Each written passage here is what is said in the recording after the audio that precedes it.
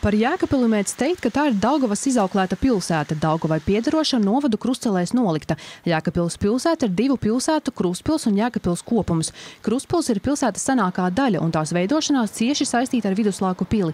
Savukārt Jēkabpilī vēl pirms pilsētas tiesību piešķiršanas jau dzīvoja vesticībnieki. 1670. gada 12. februārī pilsētu Jakobstad, jeb Jēkaba miestu dibināja Kurzemes hercogs Jēkabs. Līdz ar to šī diena tiek svinēta kā Jēkabpils dzimšanas diena. Jēkabpils novada pašvaldība ikvienu svētkos aicināja bez maksas apmeklēt vēstures muzeju Krustpils pilī un iepazīties ar jaunākajām ekspozīcijām.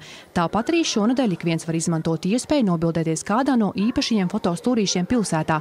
Jēkabpils dzimšanas dienā jau no paša rīta Krustpils pilī valdīja dzīva rosība, kas pēc muzeja direktoras vārdiem ziemā nesot ierasta ikdiena.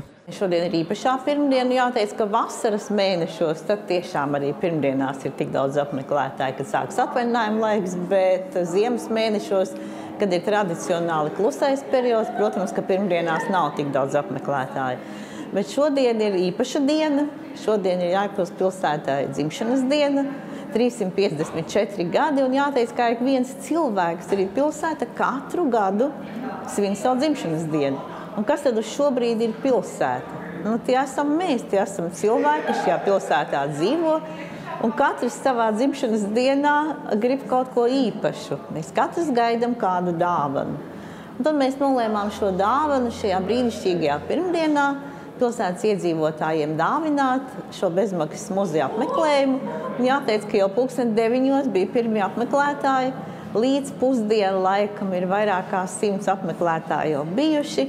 Un kas ir ļoti mūs iepriecina arī šogad, ka piezvanīja Sijā Dona, ka pirmajiem 10 apmeklētājiem viņi gribēja dāvināt savus ražojumus. Viņi atveda savus maizes kukulīšus ar pils anotāciju, pils etiķeti. Un pirmie 10 apmeklētāji ļoti priecīgi aizgāja mājās, ne tikai šīm emocijām par muzeju, bet arī ar savām dāvanām no Sijā Dona. Krustpils pili svētku dienā apmeklēja gan skolēni, gan jaunieši, gan nopietna gadu gājuma cilvēki. Ikvienam tika dota iespēja aplūkot ekspozīcijas, kur viena no populārākajām ir upe. Ekspozīcijas telpas izveidotas apus gaitenim, uz kura grīdas projicējas ūdens. Dizaineru iecerē bija parādīt Jēkabpils savdabību, atspoguļojot gan labā, gan kreisā Daugavas krastā esošo pilsētas daļu vēsturi.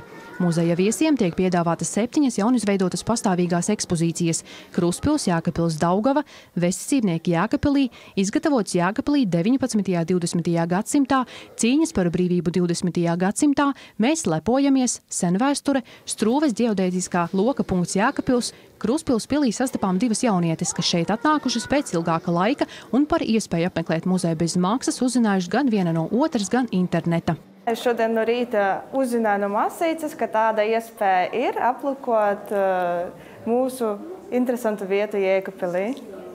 Jā, es kādreiz esmu māsīca. Es uzzināju no interneta, kad būs šodien tāda iespēja aplūkot jauno izstādi un muzeju. Mēs neesam bijuši šeit ļoti, ļoti sen.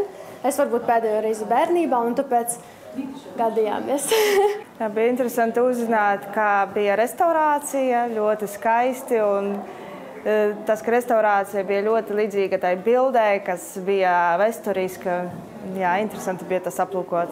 Jā, un šis jaunais muzejs arī ļoti iedvesmo uz to uzzināt vairāk par vēsturi, par cilvēkiem, par dzīves gaitu šeit mūsu apkaimē. Tas ir tiešām interesanti. Skolēniem visaizraujošākais šķita pasēdēt un pastūrēt Reņa Nitiša rallija krosa automašīnas modelī, tāpēc pie tā notika drūzmēšanās, jo katrs gribēja paturēt rokās populārā autobraucēja autostūri un uz mirkli iejusties sacīkšņu braucēju lomā.